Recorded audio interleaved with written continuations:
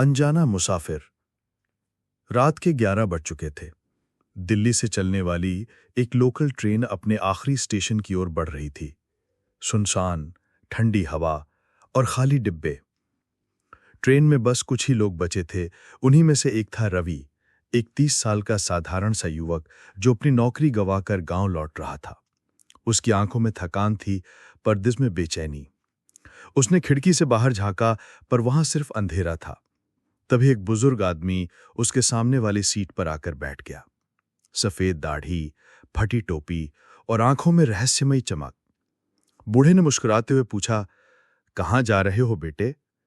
रवि थोड़ा झिझका पर बोला, गांव, सब खत्म हो गया है शहर में। बूढ़े ने सिर हिलाया, कभी कभी अंत ही शुरुआत होता है। रवि मुस्कुरा नहीं सका।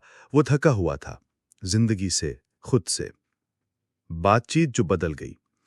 ट्रेन की आवाज अब एक लोरी सी लगने लगी थी। बूढ़े ने धीरे से अपने जेब से एक पुराना पेंडेंट निकाला और रवि को दिखाया। ये मेरी पत्नी का आखिरी तोहफा था। उसने कहा था, जो खोता है वो पाता भी है। मैंने नौकरी खोई, फिर घर, पर एक दिन वो सब लौटा जिसे मैं सच में चाहता था। रवि हैरान था। बूढ़े की बातें सीधे दिल में उतर रही थीं। पर यह सब इतना आसान नहीं होता, रवि बोला। सच है, बूढ़े ने आंखें बंद करते हुए कहा, पर आसान होने से क्या होता है? जरूरी तो बस जिंदा रहना है, तब तक जब तक सही मोड़ ना आ जाए। भाग 3। वो स्टेशन। ट्रेन अचानक रुक गई। एक स्टेशन पर जो मानचित्र पर भी शायद नहीं था। प्रकाशपुर, बहुत पुराना सा, धुंध से ढका हुआ। रवि ने बाहर देखा। स्टेशन सुनसान था, लेकिन अजीब बात यह थी कि हर दीवार पर एक शब्द चमक रहा था, उम्मीद। बूढ़े ने कहा, यहां से आगे तुम्हें अकेले जाना है। आपने उतरेंगे? रवि ने पूछा।